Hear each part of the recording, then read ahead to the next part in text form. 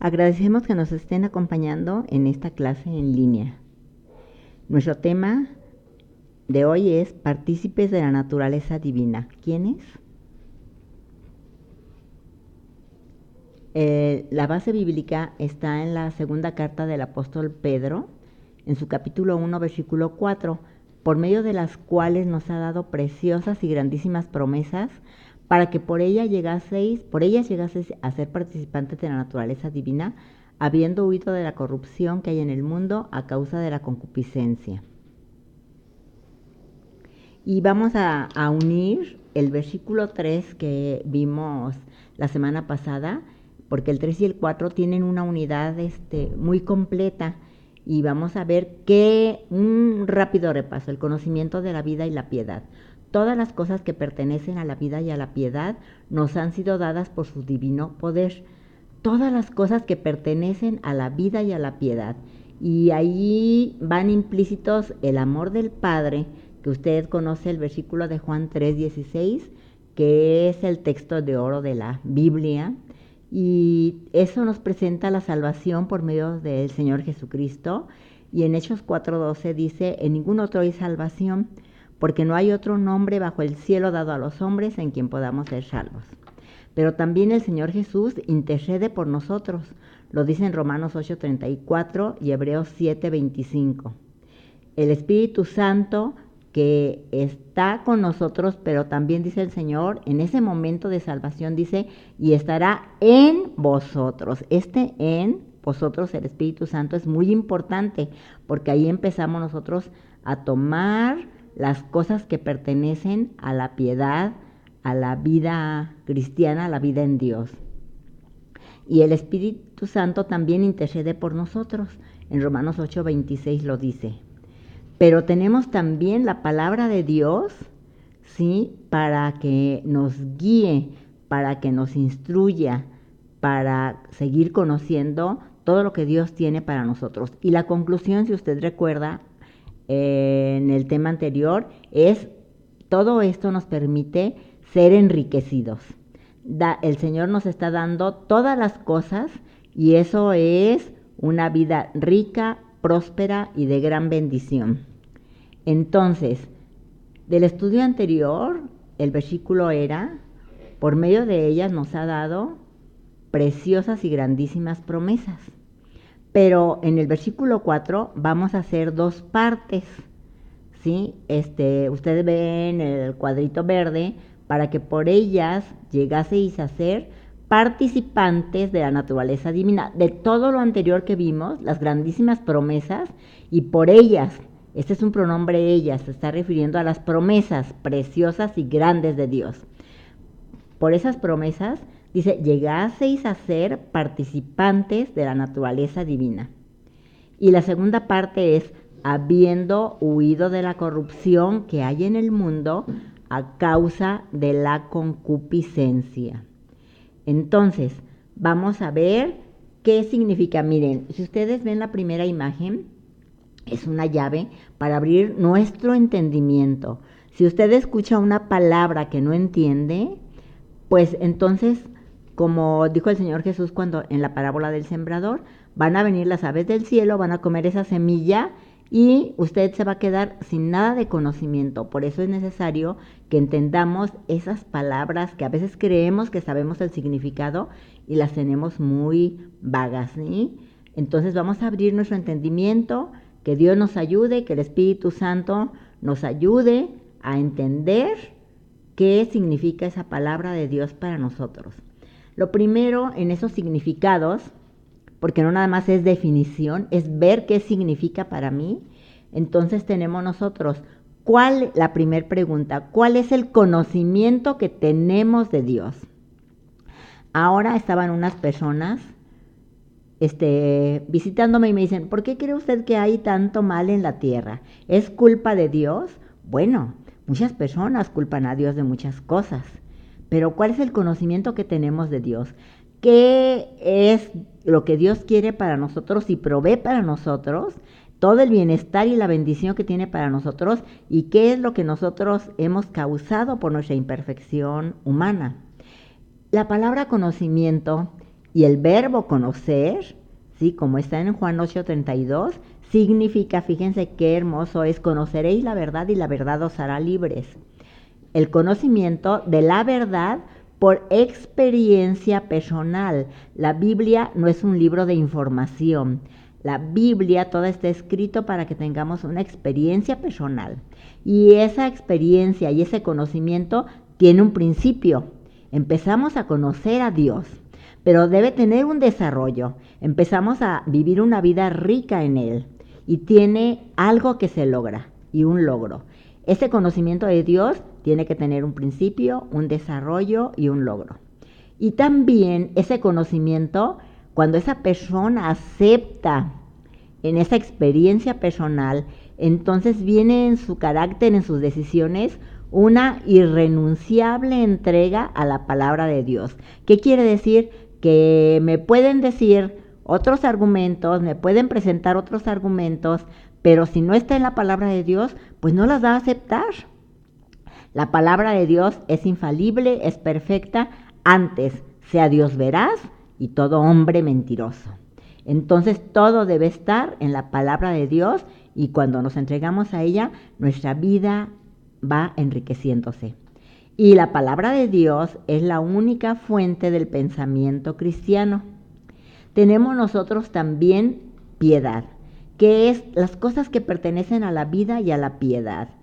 La piedad se refiere a una vida en Dios, pero de acuerdo a las enseñanzas del Evangelio, no de acuerdo a mi propio criterio. Esto es muy importante que lo veamos. Ahora, nosotros tenemos la parte que dice partícipes de la naturaleza divina, que luego lo vamos a desglosar un poco más amplio. ¿Quiénes? ¿Quiénes son partícipes de la naturaleza divina? Miren, estamos viviendo tiempos peligrosos y hay falsos maestros y se dicen apóstoles y se dicen iluminados y engañan a tantas personas. Entonces, y pueden ellos decir que son partícipes de la naturaleza divina. Pero, ¿quiénes verdaderamente? ¿A quiénes se refiere el apóstol Pedro cuando está escribiendo esas palabras? Son para aquellos que han experimentado el nuevo nacimiento en Cristo y permanecen en Él, porque en ningún otro hay salvación, y no hay otro nombre dado a los hombres en quien podamos ser salvos. Ellos se han convertido en hijos de Dios por adopción. Pero estas personas, estos creyentes fieles, no se convierten en dioses. Porque digan que son partícipes de la naturaleza divina, esto no los convierte en dioses. Solo significa que Dios habita en ellos por medio de su Espíritu Santo. Dice en Juan 14:17 que el Espíritu Santo estará en vosotros. Dice, está con nosotros, pero estará. Dice el Señor Jesús a sus discípulos, cuando ellos aceptaran por el sacrificio de Cristo ya después de su resurrección, entonces allí va a estar el Espíritu Santo en ellos. Entonces, aquí están siendo partícipes de la naturaleza divina. Tampoco, hay otra cosa que debemos nosotros evitar, tampoco comparten la naturaleza divina en todos los sentidos. O sea, no tenemos los atributos de Dios, solamente Padre, Hijo y Espíritu Santo son omnipresentes, omniscientes, sí, solamente ellos.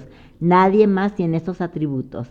Entonces, estos que han experimentado el nuevo nacimiento no comparten la naturaleza divina en todos los sentidos, sino que son partícipes de la excelencia moral de Dios y un día serán moralmente perfectos.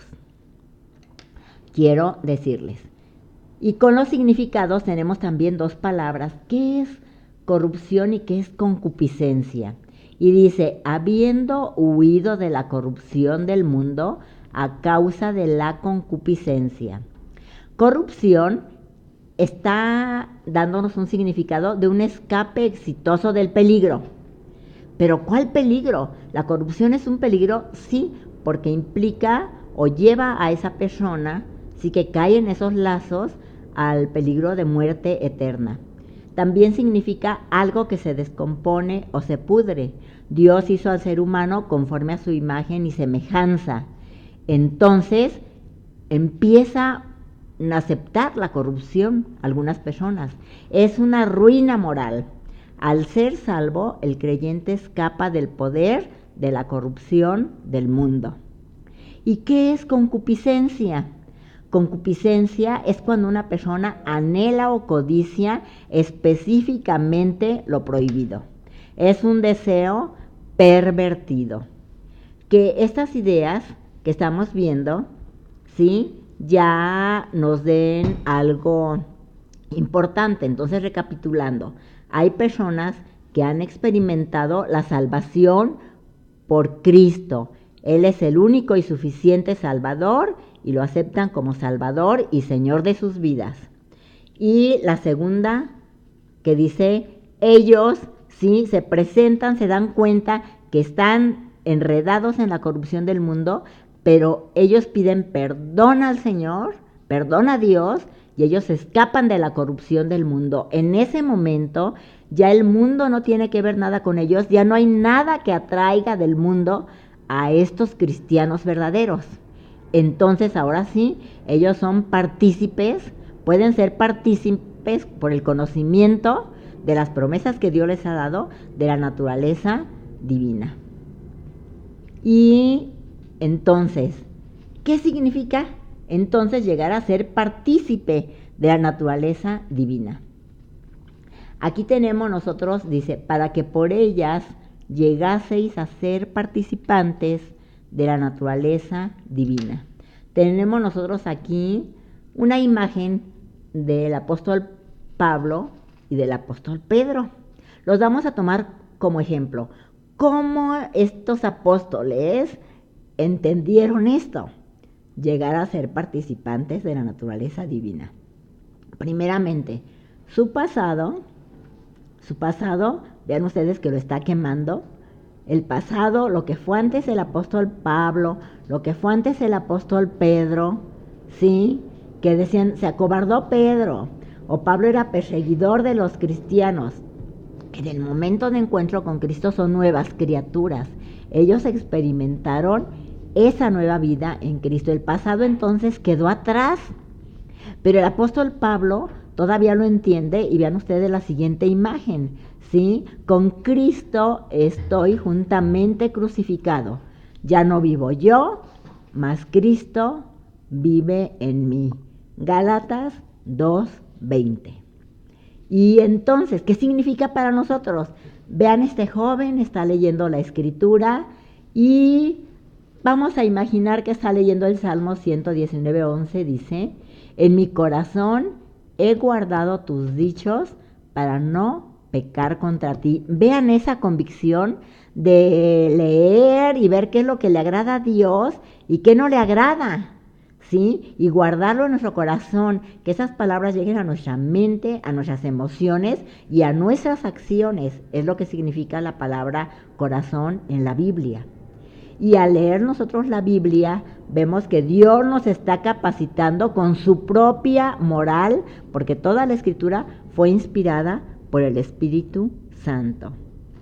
Tenemos entonces, ahora, por un lado tenemos vida y piedad, y opuesto completamente tenemos la corrupción, ¿sí? Dice vida y piedad versus corrupción. La palabra versus es eso, completamente opuestos, ¿sí? Y nos dice, huyendo de la corrupción que hay en el mundo a causa de la concupiscencia.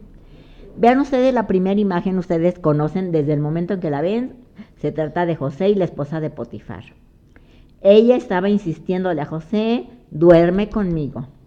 Y entonces las palabras de José dice, ¿cómo haría yo pues este grande mal y pecaría contra Dios? José no tenía la escritura, todavía no se había escrito nada. Eso está en el Génesis, todavía Moisés no había escrito nada de esto.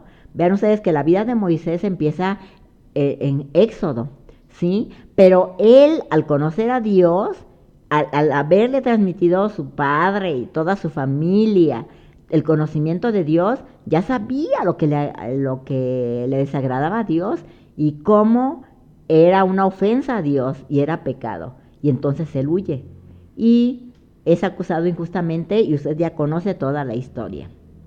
Pero entonces, ¿qué hay en el mundo? Vean ustedes la imagen superior en la parte derecha, la parte superior. ¿Qué hay en el mundo? En el mundo encontramos dos cosas, ¿sí? Encontramos primeramente, como dice Proverbios 22, que los ojos de Jehová velan por la ciencia. Entonces hay ciencia, hay conocimiento, hay cosas buenas, pero también hay cosas malas. En Juan 17, cuando el Señor Jesús ora por sus discípulos, dice, no te pido que los quites del mundo, sino que los guardes del mal. Entonces, ¿cuál es el mal y cuál es el bien? Si hay ciencia que Dios está cuidando aquí en el mundo, esos avances científicos, tecnológicos, que Dios ha puesto todo y que Él está vigilando, que deben ser, o sea, y que los hombres unos usan para bien y otros para mal. Entonces debemos tener el discernimiento del bien y el mal. Pero fíjense ustedes la última imagen. ¿Andará el hombre sobre brasas sin que se quemen sus pies? Miren, hasta un niño sabe que no va a poner los pies allí en el fuego porque se queme, ese sentido común. No es cosa de discernimiento espiritual ni de muchas cosas. Hay muchísimas circunstancias en la vida que por sentido común debemos nosotros evitarlas. Entonces, aquí, ¿qué escogimos? Y estamos concluyendo ya con nuestro tema. ¿Cuánto amo yo tu ley? Del Salmo 119, de los versículos 97 al 104, es correcto. Hay dos grupos de personas, vean ustedes. Una que se identifica con lo que está escrito en la Biblia, ¿cuánto amo yo tu ley?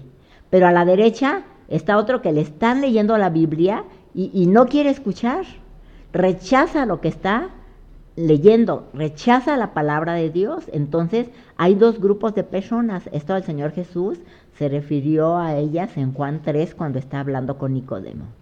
Pero yo quiero decirles, quisiéramos que, como dice en el Pentateuco, he puesto delante de ti la vida y la muerte, escoge la vida para que vivas. Quisiéramos que cada uno de los que están escuchando este tema, ¿sí?, escogieran la vida, escogieran amar a Dios y escogieran amar su ley, ¿sí? Y viene un ejemplo del armiño. Usted conoce que el armiño, vean ustedes ese animalito tan hermoso, tiene una piel valiosísima, ¿sí? Pero los cazadores conocen su comportamiento. Entonces, esperan a que el armiño salga de su madriguera, ¿sí?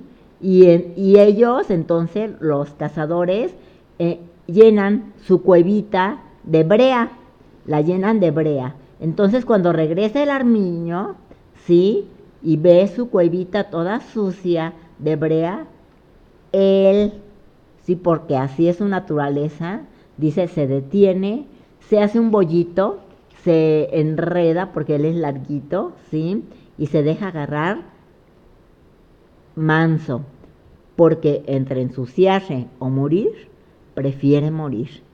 Vean ustedes cómo al crear a nuestro creador, hasta en la naturaleza nos da ejemplos. Y es importante que nosotros cuidemos esas cosas que Dios ha puesto, que seamos participantes de la naturaleza divina, que seamos enriquecidos, que vivamos esa vida de triunfo y que no estemos rechazando ya nada.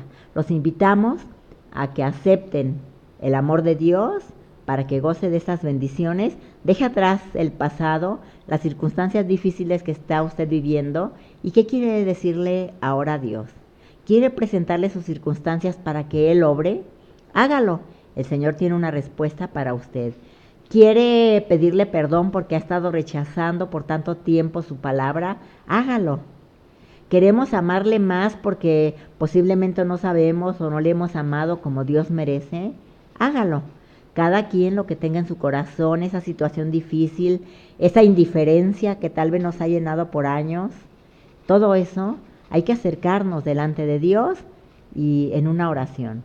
Él, que es amor, nos va a escuchar y nos va a conceder todas las cosas que necesitamos para tener una vida espiritual rica y ser cada día semejante a Él.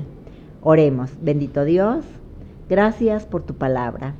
porque nos instruye, Señor, en justicia, porque nos redarguye, nos enseña, nos corrige. Gracias por tu amor. Gracias porque nos has dado tu palabra escrita, Señor, y ni una jota ni una tilde, Señor, se quitará de ella. Bendícenos y yo te ruego que tu Espíritu Santo toque cada corazón y que supla, Señor, toda necesidad que se ha presentado delante de ti. Ayúdanos, guárdanos y bendícenos. Queremos amarte, Señor, con todo nuestro ser. Queremos, Señor, seguirte y queremos obedecer tu palabra y ser cada día mejores, hasta poder decir como el apóstol Pablo, ya no vivo yo, mas vive Cristo en mí. Que Dios los bendiga.